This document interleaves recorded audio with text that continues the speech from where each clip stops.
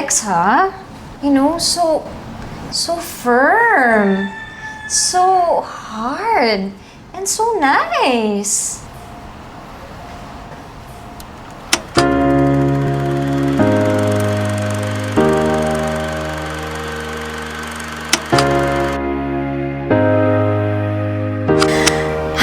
I just know there's something off. Alam kong may mali. Bes, nanay ka din. I'm sure you know what I'm talking about. Diyos ko, 16 pa lang ako.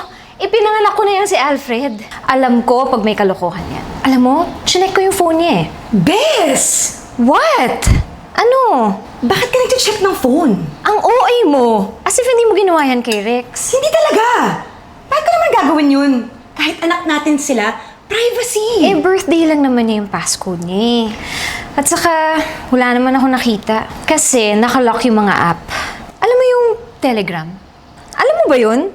Meron ka ba nun? Telegram? Wala akong Telegram, ha? Wala akong alam na ganyan. Wala akong ganyan. Pero nakabasa ako ng text. Bes! Ano? Anak ko siya, no? Karapatan ko yan. Lalo ngayon, na-confirm ko na may babae nga. Ha?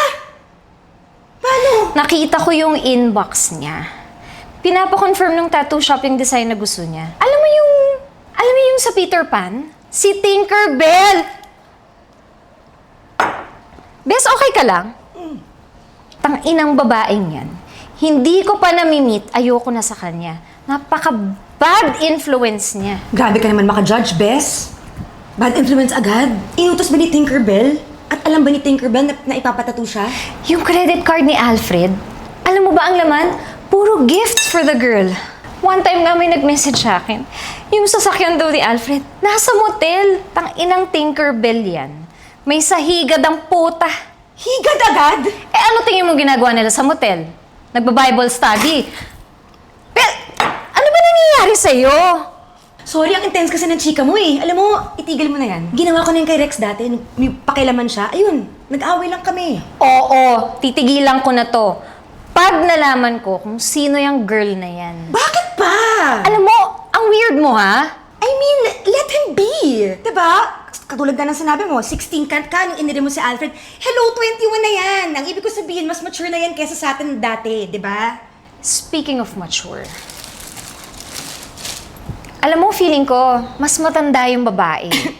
Weh. Oo. Kasi alam mo ba, sa recent searches na sa Google niya, merong sexual positions for mature women. Tang-ina, bes! Baka mamaya minumolestya na yung inaanak mo. Alam mo, bilang ninang, you have to help me.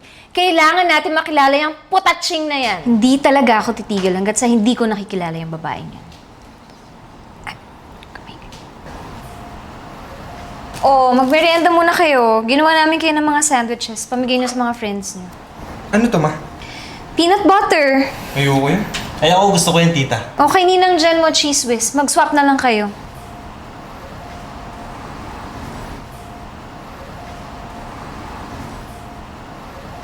Ang ganda ng katawan mo, Rex, ha? Alam mo, sabi ko nga kay Alfred, seryosohin na yung gym, eh. Talaga ba, tita? Oo.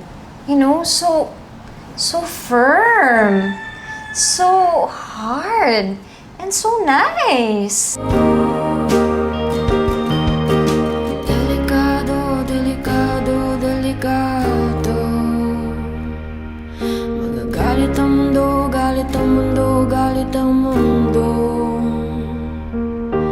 Delikado, delikado, delikado. Sa atin